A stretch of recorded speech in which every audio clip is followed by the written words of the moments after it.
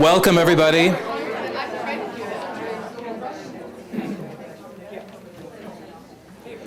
It worked. Welcome to What Are We Doing When We Do the Humanities, the second annual gathering of the UC Society of Fellows. It's wonderful to see all of you, some from Santa Cruz, some from other parts of California, some from other parts of the country, and some from at least Germany, I know of, but perhaps others have arrived from other parts of the globe. Before we start the day's programs, I want to thank some people. The first group of people are people in the staff of the IHR, and I'm Nathaniel Deutsch. I'm the director of the Institute for Humanities Research at the University of California, Santa Cruz. I'm also the co-director of the Center for Jewish Studies. That's probably a good idea to close the things now. Although we may need it for, to participate in the conversation later, we'll see. And I'm a professor of history at the university. So the first person I want to thank is Irena Polic, who's in the back here, who is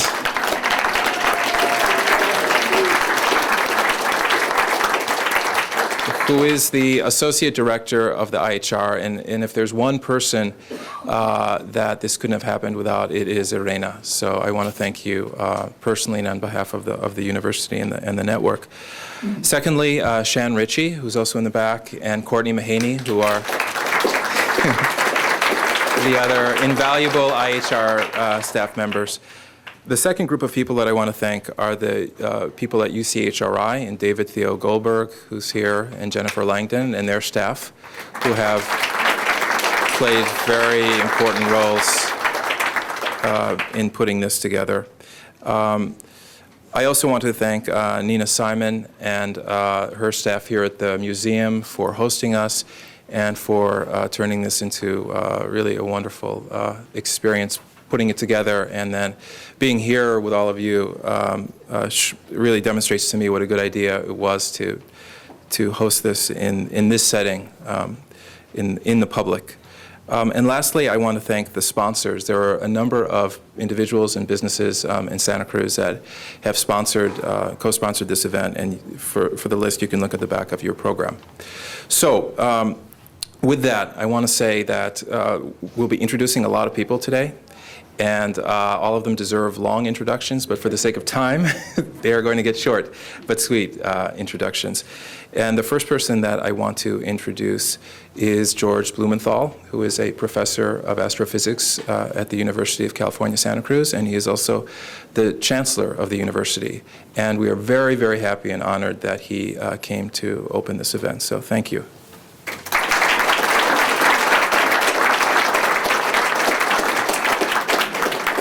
Thank you, Nathaniel, and welcome to you all. It's a really great idea that we're having this event in a museum.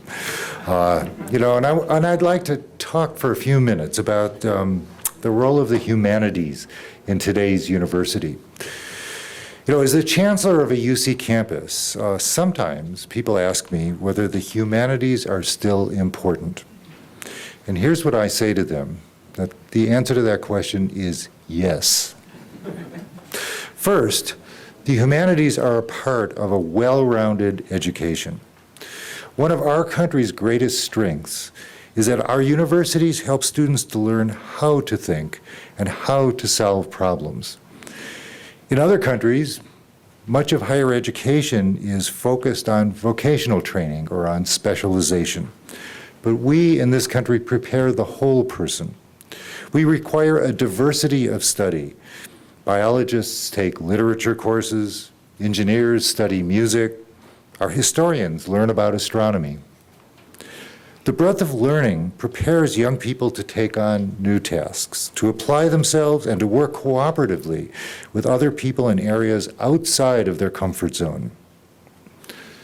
Secondly, the humanities are how we preserve and interpret the human record. I'm an astrophysicist, and I know that there's an expanding universe of humanistic inquiry out there. History is not getting any shorter. And aren't we committed today to preserving a broader and a more inclusive history than ever before? The final reason is that the liberal arts really are liberating. There is a social value and a personal value in studying the humanities. They enrich one's life, and when one's life is enriched, society benefits. As an undergraduate, I had a great aha moment of discovery when my professor and I realized that at a certain moment in time, we knew more about the phenomenon of sun pillars than anyone else in the world. That was some of the undergraduate research that I was doing. But this happens in the humanities as well.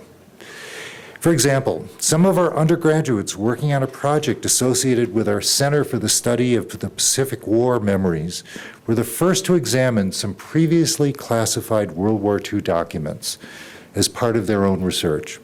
Think of it, they were the first to interpret that aspect of our history. Will they all become historians? Well, actually, in this case, I suspect several will. But the study of history isn't just for the preparation of professional historians. It's for future school teachers, stockbrokers, lawyers, and engineers. Just as learning the violin isn't just for symphony players. The point is to do it, to engage with the big questions by studying history and literature and philosophy and linguistics, by studying language and feminist studies and American studies, because a well-rounded education is good for you, it's good for society, it's good for innovation, and yes, it's good for business. I'll leave you with one request. In these times, we in public higher education have to advocate for ourselves to an unprecedented degree. We can no longer assume that people share our appreciation of the fundamental value of a liberal arts education. So as you talk today, reflect on the value of the work you're doing, of what you learn about, and spend some time crafting a compelling, accessible, public message about the value of your work. It behooves us all to make a strong case for what we believe in. So with that, I want to thank you again for being here, and I truly hope you enjoy this wonderful conference. Thank you.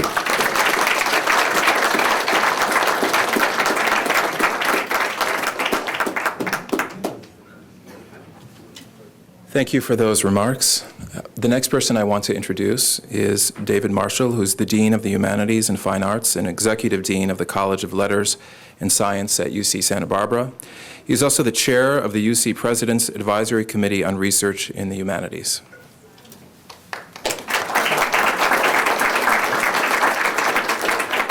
Thank you. It's wonderful to see so many people here, and we've already had a lot of interesting conversations the past couple of days.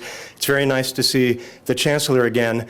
I spent many, many hours imprisoned both in real space and in virtual space in a committee that he co-chaired called the Size and Shape Committee, and I often thought somebody from the humanities did not make up the title for this committee, part of the future of the university that we were engaged in.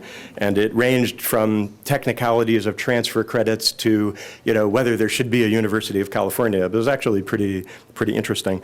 But what brings us together today, the UC Humanities Network and its predecessor, the President's Humanities Initiative, is a great example of the power of the University of California as a multi-campus network.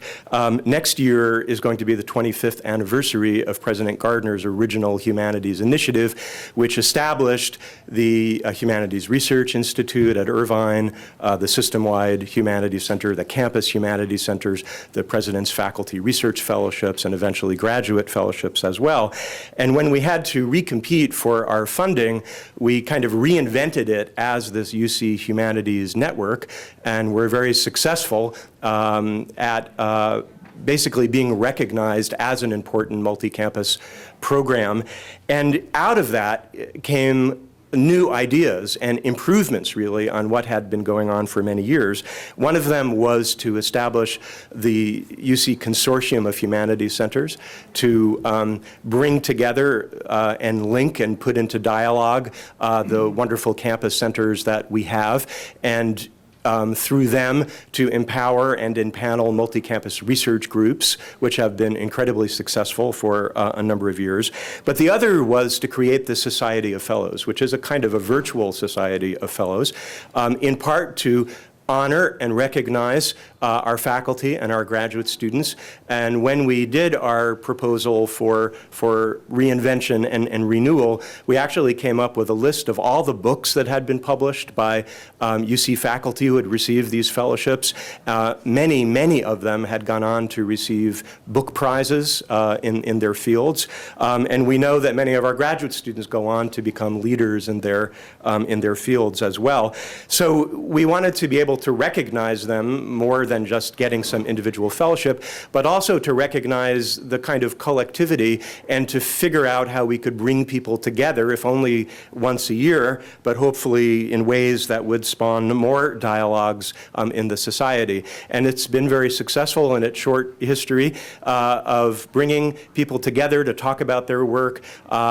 I'm an 18th century scholar, and I like to think about the Republic of Letters, a concept in the 18th century, and the different corresponding societies and the ways in which people of letters really entered into dialogue with each other and had an enormous effect not only on the intellectual scene, but also on the public as well. So I see this as sort of in that spirit of bringing our campuses together in a kind of Republic of Letters.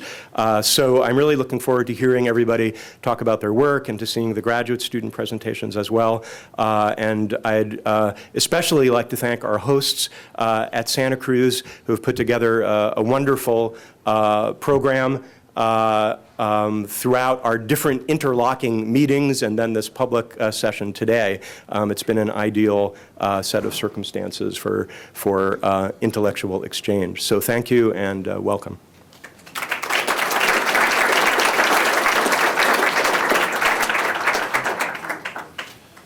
All right, so briefly, for the rest of the afternoon, we're going to have 4 panels. There'll be 2 panels, and then there'll be a break, and then we'll have 2 more panels. And then at 4:30, we'll be breaking and going into the other room where the graduate students who are in the Society of Fellows have posters, and they'll be out there. There'll be wine, there'll be other drinks, and people can walk around and talk with the graduate fellows about their work. I'm going to introduce the moderators of each of the panels, and they're going to introduce the panelists. The first panel is called What Are We Doing When We Do the Humanities? And the moderator is William Ladusaw, who is the Dean of the Humanities here at Santa Cruz, and he's a professor of linguistics. Before you start, I want to thank you. You're welcome. For leading the Humanities Division at Santa Cruz during a time of real challenges, but also real opportunities. And this is one of the opportunities that we're taking. And Bill has not only sort of overseen the whole thing, but has really played a hands-on role throughout the whole process of planning. So thank you very much for everything you did leading up to this, and I look forward to your panel. Great. Thank you, Nathaniel. This panel, it's the Seinfeld panel. It's not about anything, okay? This is a framing panel. We thought you're going to hear a lot of interesting work talked about, but there were some meta issues that we wanted to put out there and discuss with each other in front of you, and if possible, draw you in. Time is marching on, however. So I want to say that we're met here under a banner that says Humanities on it. And my field is semantics. I spend a lot of time giving little talks about what words mean. And don't worry, I'm not going to do that here. But that's where I'm going to start in a minute when I sit down and be me among my friends here. But I want to introduce my friends briefly as well. Sitting immediately to my left, Jennifer González in our Faculty in History of Art and Visual Culture. She works in contemporary art and is particularly interested in installations, strategic use of space, digital art, and activist art. Tyrus Miller on our literature faculty. He works in the modernist and avant-garde and postmodern literature and aesthetics. And Debbie Gould in our sociology faculty. She works on social movements and political emotion and affect. And so, 2 of these people are not even in the bureaucratically defined Humanities division. There are many different layers of understanding that humanities, and so I'm going to start with a riff on that, and then we're just going to have a conversation, and this is barely rehearsed, it's improv, okay? It'll be really funny. Okay, so I'm a linguist. I am a linguist, right? I don't normally think of myself doing the humanities, but I recognize that my discipline is a humanistic discipline, right? It's about what people can do, how they work, interact with each other, and very deep questions about meaning. So I'm perfectly happy to be here under the banner of humanities today. And I recognize that there's a big family resemblance in the work that you're going to see here, but we don't know exactly what that family resemblance consists in. So we thought we'd put it out, have a little conversation at the beginning, but ask you to think as you hear the different kind of work, does this all have anything in common other than it's about people, which may be quite sufficient that it's about people. I also want to acknowledge in my dean role is that as I talk to lots of people outside the academy, where we have technical definitions of things, the term humanities has come to mean to summon up those values of the liberal arts education, the making of a life meaningful that Chancellor Blumenthal spoke of so eloquently. And I think that's a good thing. You know, I don't think we should pull back from that because there's an awful lot of appreciation for that value of that and the experience of that for everyone, and not trying to make people into little versions of the historian, the linguist, the art historian, the sociologist, though all of those things are important to what we do. So that's where I'm coming from with respect to this, interested in what the family resemblance is and how those liberal education impacts are heavily, but not exclusively, impacts on individual people while they're being educated, but also in the rest of their life. So we're going to say each a few things, and then we'll talk. Jennifer. Okay. Well, thank you so much for inviting me. It's a pleasure to be here. When Bill invited me to come and speak today about the humanities and how it is that I do the humanities, I thought, well, I am a historian. I write about contemporary art, but I actually write about art since the mid-century of the last century, the 20th century, and sometimes before that. And so I think about the past, even if I'm writing about some artwork that has taken place in just the past 10 years. And as a humanist, that is a person who's interested in thinking about the questions that we pursue as we think about what it means to be a human thinker, the visual world that we inhabit is an incredibly important part of our lives. I work on visual culture as well as art history. And what I'm very interested in is the way the visual culture that we inhabit in our everyday lives, that is the museums that we enter, but also the television programs that we watch, the cinema world that we inhabit, shapes the way we see, that we have vocabularies of seeing that are inherited and learned, that we inherit those vocabularies of seeing from historical forms, and yet those vocabularies of seeing shape the way we learn how to see today, even in mass media. And so in some of the courses that I teach, I invite my students to think about the relationship between how they learned how to see and how the images I'm showing them also teach a way of looking, a way of seeing. That the images themselves have ways of teaching seeing, and that artists and practitioners of the arts invite us to see the world anew or differently, or to think in complex ways about optics, or to think in complex ways about our architectural environment. And all of those things come into play in my pedagogical engagement with my students. So I think when I do the humanities, I think very carefully about the kinds of questions that humanists ask. We ask questions about what takes place in thinking about meaning over time in a particular form. That is, if we're looking at painting, what takes place in meaning over time in painting? What takes place in meaning over time in sculpture? What takes place in meaning over time in cinema? And these are questions that we can then pull apart. So what takes place in meaning over time is one of the questions that historians are interested in asking. But then the other question that I think humanists are interested in asking, particularly in the visual arts or visual culture, has to do with the cultural basis of learning how to see. That is, how is it that visuality and knowing how to look at something are culturally specific traits culturally specific and culturally grounded practices. And so one of the things we try to do when we teach in our courses in visual culture is to ask, how is the culturally specific nature of this way of seeing tied to forms of oppression, forms of, I guess one could say, privilege? How is it that certain objects enter into museums and other objects don't make it in? How is it that we think about the relationship of the politics of display when we think about seeing the visual world around us? So these are just some of the questions that I ask as a thinker, and I'm going to pass it on already to Ty because of the time. And I think that being a humanist and doing the humanities has to do with raising very specific kinds of questions about the present and the past. Thank you, Jennifer. So I'm also going to really underscore the issue of meaning, but I wanted to start with something that the task of giving a little bit of framing discourse. We have certain kinds of images that we've received about the picture of a humanistic scholar. So if you're a fan of the sort of Turner Classic movie version of this, you would see someone in a smoking jacket in a kind of roaring fire with the dog beside, bringing a book down from the library and opening it up to chapter 1 and beginning to read. That would be sort of a received image of the humanist. If we were a watcher of more contemporary films, you might see something like in the Da Vinci Code, where someone looks and pulls out some kind of piece of esoteric knowledge on the basis of this fantastic training that they've had as a humanistic scholar.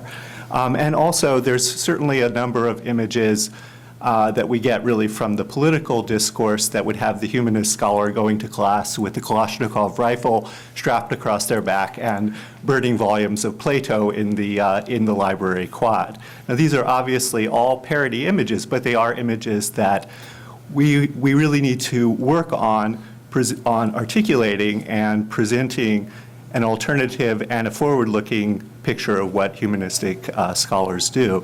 And I think part of this event is really to try to exemplify and also further develop and make conscious the kind of image of what we do when we do the humanities. So I think it's really important for us to think about carrying away potential models, potential images, and ones that really relate to the forward-looking research that is taking place in the UC system and in the professions more broadly. Another kind of image that I wanted to just briefly confront, because it actually does relate somewhat to certain realities of the humanities, but one that I think that we also need to fill out the picture. And that's sort of the image that I'll reduce again to a bit of a parody, but it's the idea that engineers make and humanists break. That is, that humanists are really rooted in primarily in the mode of critique, and that means actually that it's difficult to point to the productive contribution or the constructive contribution that humanists make. And first of all, I think that it's a parody really of the engineer, because engineers also engage very actively and reflectively with the question of the meaning of what they're doing. But we live in environments that are socially and culturally complex, historically layered, and aesthetically designed. And these are things that humanistic scholarship has a lot to say about. So I'm going to somewhat facetiously, but with a point, suggest that we should think of the humanist and the 21st century humanist scholar as a meaning engineer.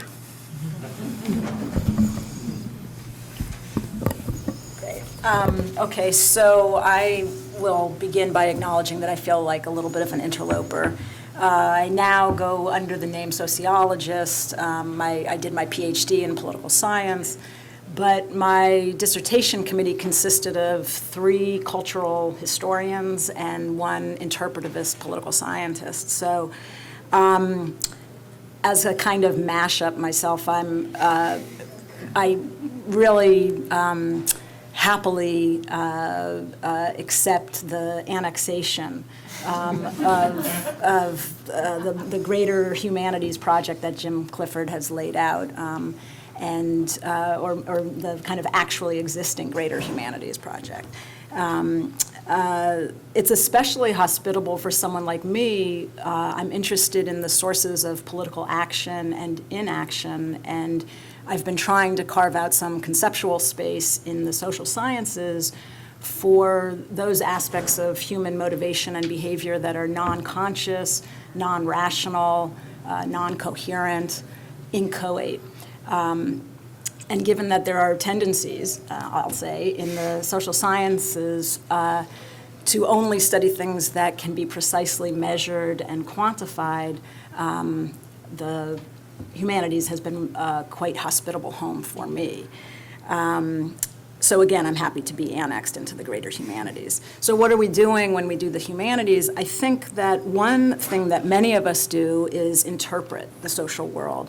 So driven by my particular questions and curiosities, preoccupations, senses of urgency, ways of asking questions, ideas about what constitutes evidence, I see my research as offering a way of making sense of particular phenomena, always recognizing that whatever interpretation, any interpretation is always open to, is provisional, it's always open to revision in light of additional research. Something else that I think characterizes much of the research done in the greater humanities is that we take a historical approach to the social world. Historical not in the sense of exploring the past necessarily, but in the sense of taking context, the specificities of time and place, contingency, conjuncture, conditions of possibility, change over time very seriously. Many of us, I think, also take a practice-oriented approach to the social, to kind of exploring how human practices continually make and unmake and remake the social world. So one thing then that our research does, and I think people say this all the time, is to denaturalize the social world, or perhaps in a moment like today where there are senses of inevitability kind of floating about. I think that, for example, in terms of funding cuts, I think that what our work does is help to de-inevitabilize the world, indicating that what is neither inevitable nor immutable. So in that sense, in addition to offering new ways of understanding, new ways of interpreting, I think that the work that happens in the greater humanities also offers new ways of imagining the world, new senses of what else might be possible and how to get there. I want to say one thing about the we and the what are we doing when we do the humanities. I think that often the intellectual labor of research, of thinking, of writing is often done alone, but it's necessarily collaborative in the ways in which we rely on one another's, we rely on previous research, we tangle with existing interpretations, with existing arguments. So one thing we're doing when we do the humanities is engaging with one another's ideas. And then one final point is that I think when one of the things beyond wanting to understand the world, I think that a lot of us do this work because we want to surprise ourselves. We want to encounter new ways of thinking, new imaginaries, and I think we want to be changed. We want our work to actually help us to become different sorts of people with new ideas, new understandings, new imaginaries. So I'll stop there. Great. There's that word imaginaries that came up there, and I would love to spend time talking about de-inevitabilizing things. That's a whole morphology course in itself. But the kind of work that I do in linguistics is very much like logic and very formal and modeling. Definitely modeling, right? That sort of here's how the system works. Here's how the pieces. And that way, often it's considered a social science, since the social reality of the use and interpretation of language is there. But we've talked about the past, we've talked about the present. Your imagination and the non-inevitable of the future adds that other thing there. And I'd like to hear imaginary was a new term for me when I became dean, and I'd like to help understand it. So rather than just pitching it back to Debbie, who used the term the first, because you guys, Jennifer, what's an imaginary? Well, I think it's a sense of possibility for a system of being in the world. So if we think about what is an imaginary, we can think of it as a set of discourses or vocabularies, a set of practices that entail a hypothetical relationship to the material that's at hand with an image to the future. So I think an imaginary is a future-oriented engagement with current discourses. And if we think about that, artists, visual artists, obviously take the notion of the imaginary very seriously, not just in the sense of having imagination, which I think is certainly part of the imaginary, that is, having an imagination and being able to imagine. Mm-hmm. But if we think about the imaginary as a noun, then we think about it as a kind of global set of conditions or thoughts that allow us to produce I would say almost an overview of a discourse or an idea or a state of being. And in that sense, I think of it as tied often to utopic thought, sort of notions of utopias, notions of possibility. But it can also be, if you think about it, I'm teaching a class right now on Chicano art, it can be local to a community. That is, you can produce a community imaginary. What might it mean for a community to be liberated? Or what might it mean for a community to extend beyond its current boundaries? Or what might it mean for a community to have political enfranchisement? That can also be an imaginary that is constructed a priori, before the fact, so that it could come into being. Can I jump in and say something on this too? I mean, we've all in various ways talked about this realm of meaningfulness and meaning as really crucial to humanistic study and the object of our study.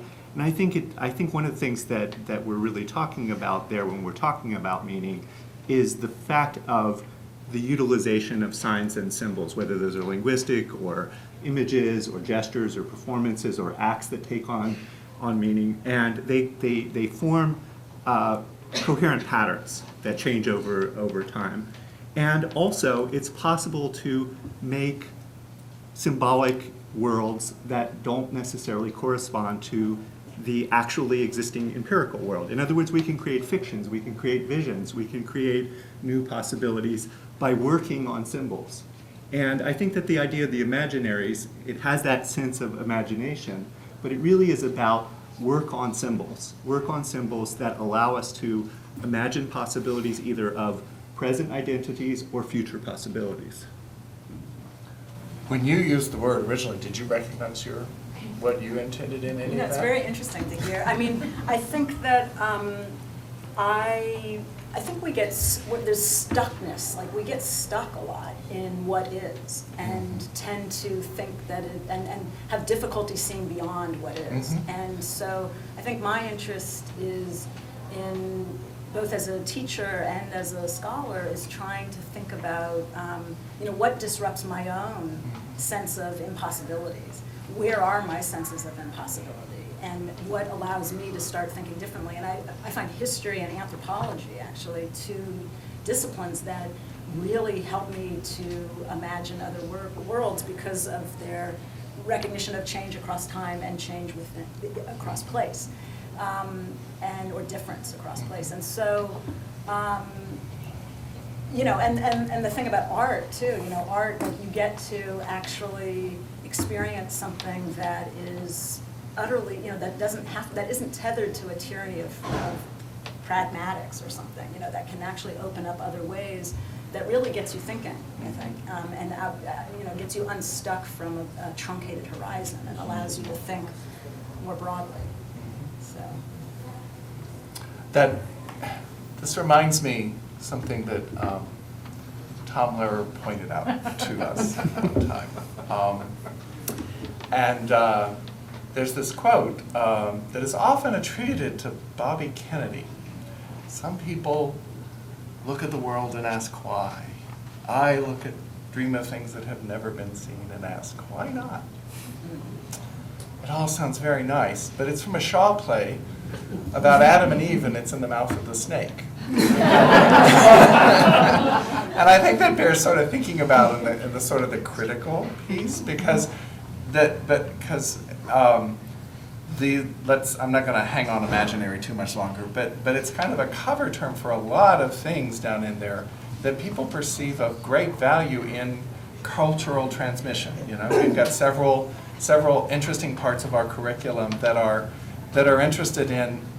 It's kind of celebrative. It's kind of helping to transfer in a society with many cultural diasporas in them. There's value to all the people living around us of having their histories represented and shared, you know, either whether it's within that tradition or to help cross-cultural understanding. And those are all often the safest pieces, right? Isn't this great? You know, the nice stories about the past and things like that.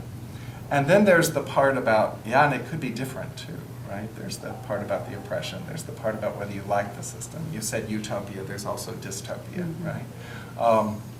And so I want to give you a chance to riff a little bit on that, as well as the tension that I feel at least sometimes, as especially important as we turn to sharing what the value is, because that's a sort of positive thing, with somebody other than academics who are used to sharpening their knives on these things and dicing them up and really, you know, doing the anatomy. But putting it out there dissected is not always the most interesting story to put out. Do you have any thoughts, maybe Debbie, and then we'll come back the other way, about sharing with that tension? Yeah, well, I mean, I think in different historical moments, there are different sorts of needs. And so right now, I think we're in a moment where it's very difficult to see beyond what is in any kind of more positive sense. And so I think it is important to be pointing in those directions. In other moments, and it's not to say, I mean, I think we need to be, imagining fascism right now. And take that very seriously, and to try and make sense of some of the process, some of the dynamics that are happening in our country and elsewhere as well. So I have no problem seeing the negative imaginaries, the kind of dystopic imaginaries, that I think we need to be thinking about those as well. They are also then useful objects of contemplation. Absolutely. Yeah, I mean, if it weren't for the snake, we wouldn't have the humanities, so I'm grateful for the fall from grace. I do think that a knowledge really of the large sphere of that we call the humanities isn't necessarily an edifying picture. It really is something where we come to know the capacities of human beings, both for good, evil, and all the shades in between. And I think that's an important venture in itself. In terms of the role that the humanities plays, I think that we're faced with any number of problems which we can think of our own particular list of it, in which there's definitely no solution to it. These things aren't going to go away. There are different historical ways in which we've coped with them, in which we've adapted to them, in which we've rendered them productive in some cases. And I believe really that the humanities is about that kind of adaptive challenge and the various sorts of ways in which we can look to the repertoire of the past and to contribute to that adaptation process. And that's really where I would really talk about this constructive, productive element as well as the critical element.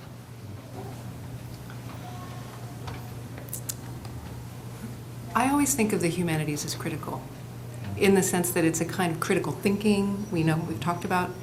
It's critical in the sense that it decides to intervene at a critical moment or a critical juncture. There's a way in which there's always a problematic at stake. I think even when you're dealing with things that for some people today might seem like ancient history, or literally are what we call ancient history. And it seems to me that there's a very important gesture of criticality that happens in the humanities that teaches a way of approaching the world, ideally to our students, that they take with them, so that they can look around them and not simply appreciate, but also criticize, and also have a vocabulary for thinking in a layered way about what critique and criticism entails, and what a good mode of critique is, what a productive mode of critique is, and what potentially not very useful modes of critique can be. Because we can't just say the critical is by its very nature of benefit in every form. We have to think about the way certain kinds of critiques take place. And I think that that is very critical for the humanities. And I think that at its best, it will teach that and inspire that in its practitioners.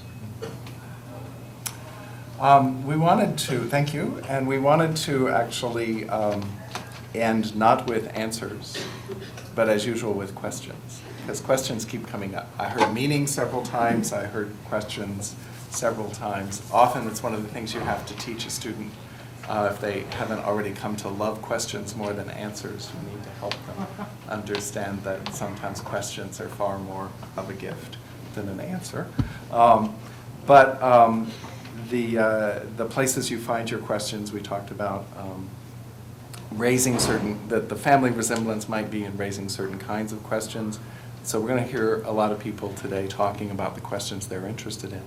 But in order to leave without just a kind of muddle, we thought we'd give one chance for a closing statement from each of us, not profound or anything, just to sign off and say so long and thanks for all the fish or something like that. I think, mindful of the time, I would love to do it, but I'm afraid if I do it, we'll be here for another hour or so in that conversation. But please feel free to approach any and all of us in this day and pursue these questions before. Yeah, so Debbie, you want to say anything? Some last comments. Well, I think the annexation should continue.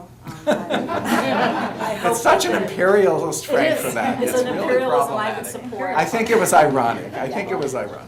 Yeah, but I do think that there is in the social sciences, there are a lot of people who do interpretivist work, and that doesn't get supported in certain ways within the social sciences. And so,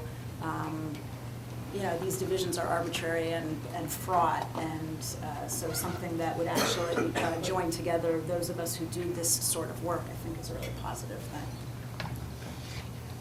Well, I wanted actually to say something that speaks again to the question of the risk, but the valuable risk that I think you evoked in thinking about the humanities. And as a literary scholar, I want to actually make a literary example. There was something that I read and that really has stuck with me from a book by the French poet André Breton, where he said, if all the material problems of humanity were solved, we would only then be on the threshold of the greatest risk humanity has ever had to face, that is deciding how and for what we want to live. And I think the humanities has a lot to say about that particular risk and those particular choices. I think that's a good place to end. I do too.